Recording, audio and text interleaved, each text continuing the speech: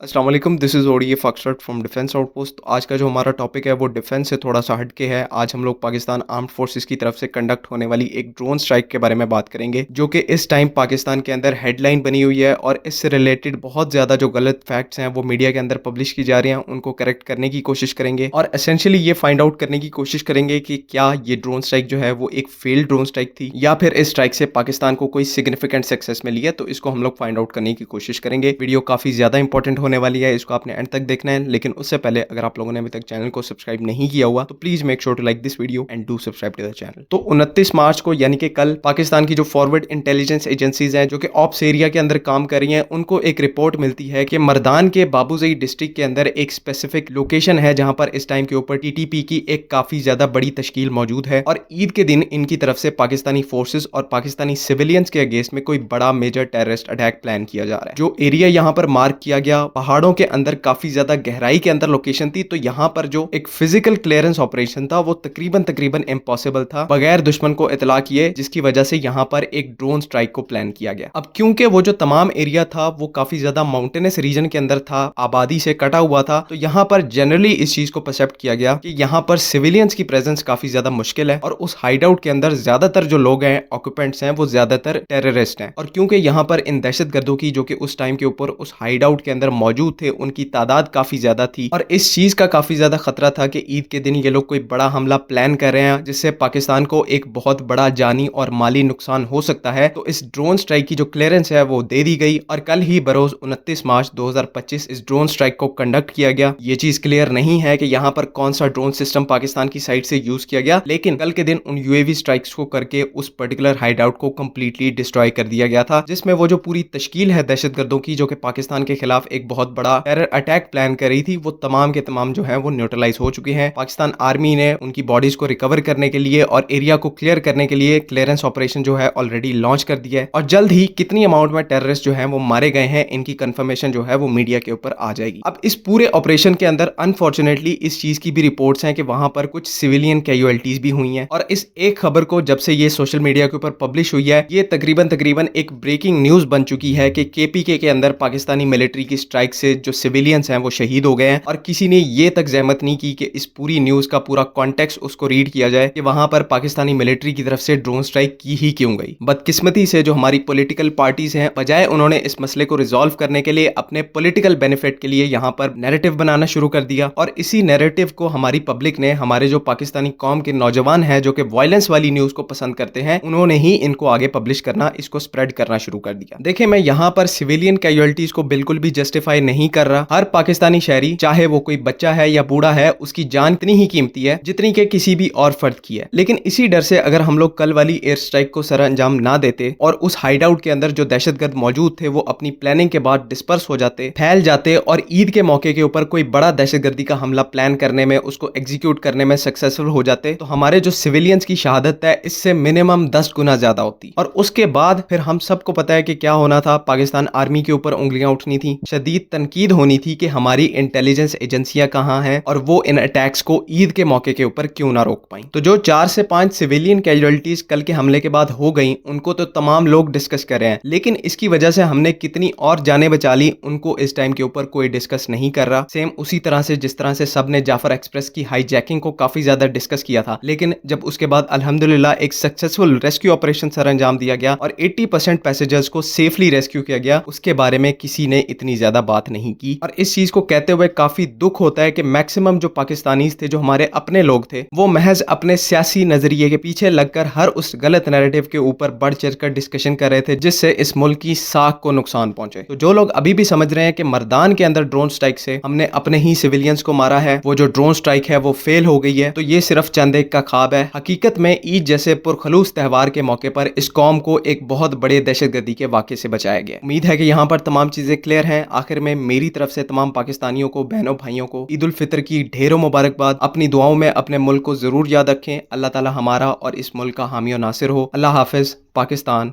जिंदाबाद।